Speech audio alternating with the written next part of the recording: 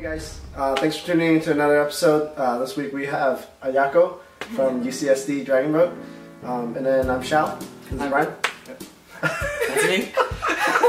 So Ayako, what do you do for the team? So I'm the president of the team, and I never paddled in high school. I actually didn't know that it was a high school sports team because I live outside of the city. So San Mateo, it's like we don't really have any paddling teams in high school. Yeah. So basically, I enjoyed my first year in college, and so this would be my 4th year going into paddling. So 3.5 years of experience so far. So you basically learned paddling from UCSD? Basically, yeah. Everything was scratch taught to me by all the other I guess they're alums now, but other vets on the team and the water coaches, obviously. That's always interesting to me because a lot of the coaches that I knew back in the day were paddlers in high school, and then now they're much more experienced. But then starting now, college teams are so good that they're able to even foster actual coaches, from a first year paddler to by the time they're 3rd year or 4th year actually able to coach. That's pretty cool. Yeah, so I was actually surprised on my first year when I joined. I actually thought that the water coach was an adult, hired coach. It was James. I don't know if you guys know him, but yeah, also it doesn't help that he was really tall, so I just assumed that he was an actual adult who was hired outside of the team to coach, and I was really surprised when I learned that all the coaches on the team are just students. It's a student-run team basically, and I think the dynamics has changed over the years. When I was a first year, there was definitely a lot more people on the team who had paddled in high school and came into college with that experience. But now pretty much on the team, over the course of the years, everyone, almost 90% I would say, is just everyone started without any experience, and we've been kind of building on that. You guys are able to take someone who's brand new to paddling and get them really, really good by the end, by your first race, which a lot of times is College Cup. Yeah. Which is why you guys are up here, right? Yes, we are actually. Our race is in 2 days. Tomorrow's our practice, and then I can't believe it's happening so soon actually. So this is going to be your last College Cup, huh? I know it is. It's kind of sad, but I'm pretty sure it's after I graduate, I hope to be able to come watch it, and cheer everyone on. A lot of alums are actually coming by to see us, which is always nice. For you, being your last College Cup, what's the significance of that for you? It's just kind of so. I feel like anyone going through college, it's your 4th year and you can't believe time has flown by so quickly, and I think it's more surreal to think that as my last one, I'm president. If you were to tell freshman Ayako, in 3 years you're gonna be president of this team, I would have not believed you. It's just really humbling to think that coming in as a first year without any paddling experience, to be able to come into this position and have people support me, and to think that I'd be able to take on this leadership role for everyone else. It makes me really happy to be able to do that for the team. So if you were to go back in time and tell freshman Ayako what she is going to love about the team, why you now as a senior Ayako has chosen to become president, what would you tell freshman Ayako? I think honestly it's that, I don't know, there's so many things. I think it's to say that this team is really going to mean something more than you would ever imagine it to be.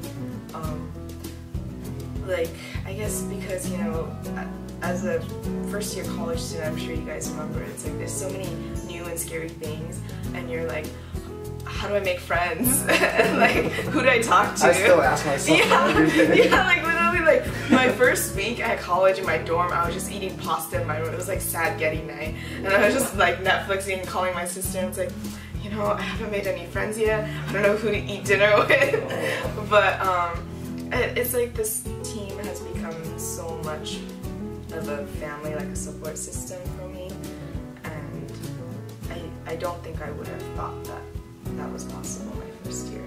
How did you get involved? What was how did you find Dragonboat? So it's actually kind of embarrassing. I was kind of a try-hard, and I looked into the team before I came to the school. You're one of those? Yeah, I was one of those. There's a lot of you guys now. Okay, that's good to You're know. not the only one. Because my cousin did rowing in Canada when he went to college there, and he really recommended that to me, but I looked into rowing, and that was an NCAA sport, and I thought, oh, it might be too much commitment. You know, little do you know, Dragonboat's also a lot of commitment.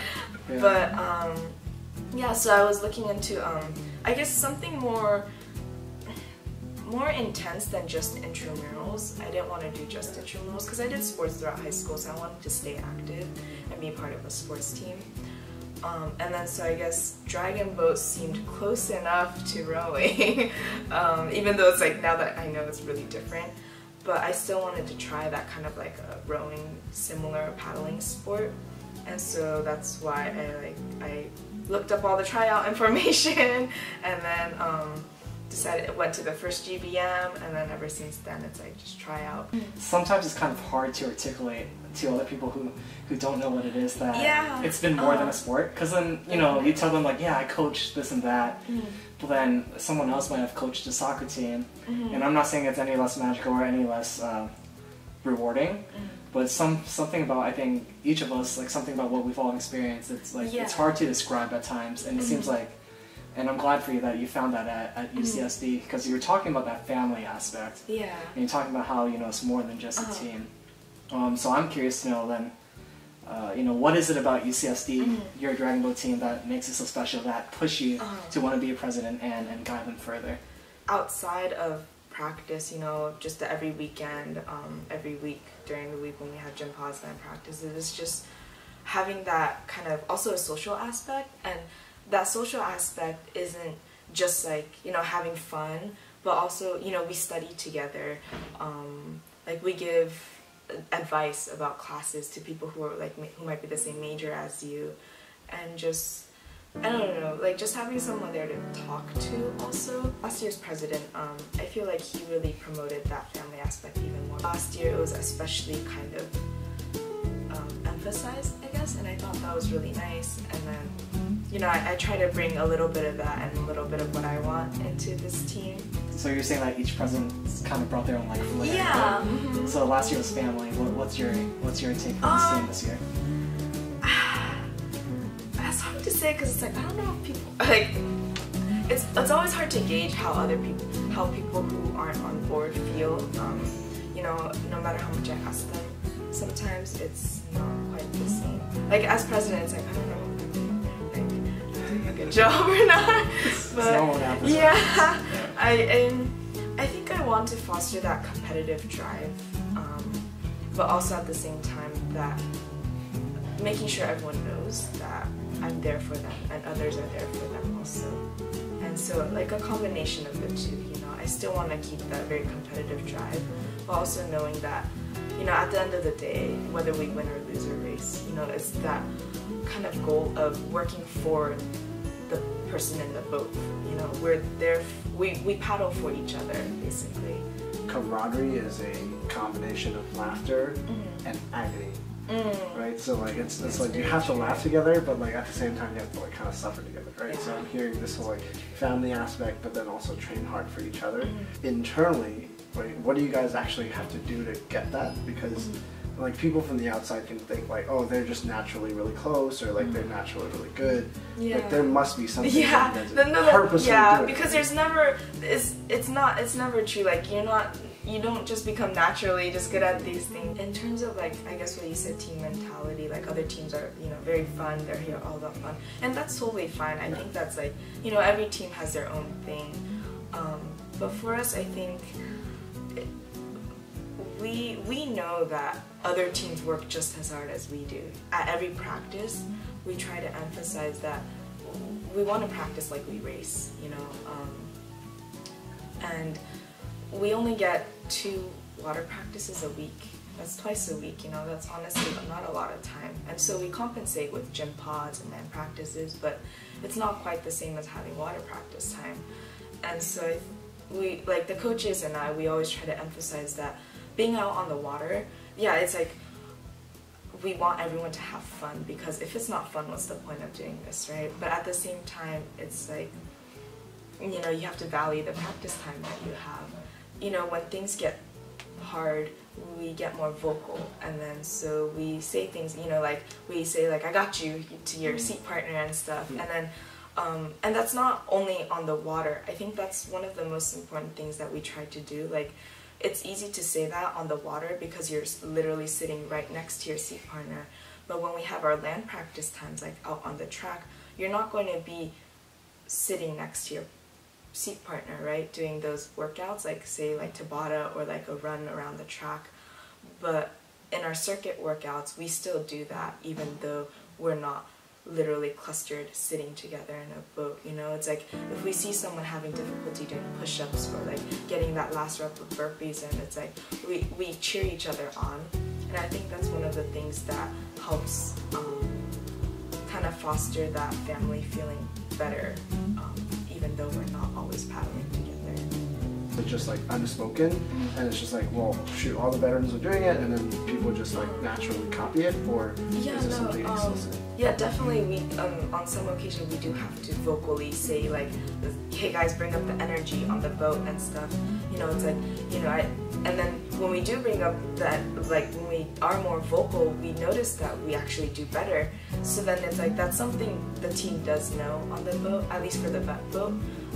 In terms of like the new recruits, definitely all the vets try to lead by example. We all try to set that example, but also during recruitment, actually, the coaches actually say, we're looking for people who encourage each other, so let's stay vocal, cheer your partner on. Like that, we explicitly say that during tryouts, and then so we look for those people, you know, who do things like that, and that's how we recruit. We're not always looking for athleticism, you know, we look for those people who are willing to encourage their partners, and then having that attitude. And if we recruit those people, then we do kind of have a good baseline for people who are already kind of in that mindset to encourage others. You guys have a really strong identity, and you guys know what you guys are about, so you guys can A, look for what it is that you want to look for, and B, if something is not what you guys want, then you guys can correct, or they'll like weed themselves out and leave. Yeah. Right? So like that strong identity is what keeps your team going year in and year out, where no matter what the leadership is or no matter what the recruits are, you guys still keep the same team.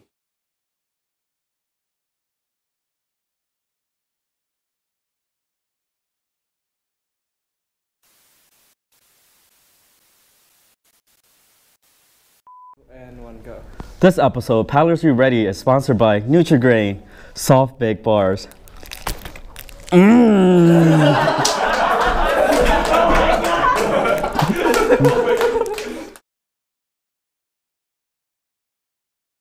We're actually at College Cup right now. We had some technical difficulties last time. We were like trying to wrap things up, and then our battery died. Yeah. But things happen sometimes. But you know, luckily we were able to grab you again in the middle of race day, and maybe try to wrap things up a little. So we're talking maybe about I think how you view UCSD and what makes your team special, right? And what some of those qualities were, and we're hoping you can kind of share that with us. Sure, yeah. Yeah, so I think what I love most about my team is that, you know, it's just, besides like paddling together, we're kind of a support system for each other outside of the water. You know, even though we're not always at practice, we hang out with each other outside of practice, and you know, we study together, we have fun together, we have movie nights. You know, it's really a lot. It goes a lot deeper than just being a teammate. You're a teammate as a friend, a student, a mentor, and a lot of these things just all combined into one. So I'm hearing that, you know, your team really teaches everyone on the team, like, what does it mean to be a true teammate, and being a teammate isn't just someone who works out together, is actually way more deeper than that, and you found that you have a lot of support system from when you're a freshman all the way to now you're a senior. What I also love about your team is that you guys have you as a president. I mean, you're a female paddler, and a lot of times, unfortunately, in our community, there's not too much female leadership, and I would just love to hear kind of your experience, like how did you get here, and then now that you're here, what do you think about sort of the future of our sport in terms of just having more women leadership? Yeah, and I want to add one thing too. I think you're mentioning, right, with the whole land training, you don't see enough women. Like you're saying that, yeah, you're starting to see more women coaches maybe in general in the sport, but that for whatever reason, when it comes to lifting weights, you're not seeing the same amount of female leadership. So yeah. Yeah, I agree with that. You know, it's hard because it also depends on the pool of people who try out for the team, you know, so we don't always get a lot of girls trying out, so that already kind of limits people on the team who are female, and then that will contribute to, you know, who goes into a leadership position as a female.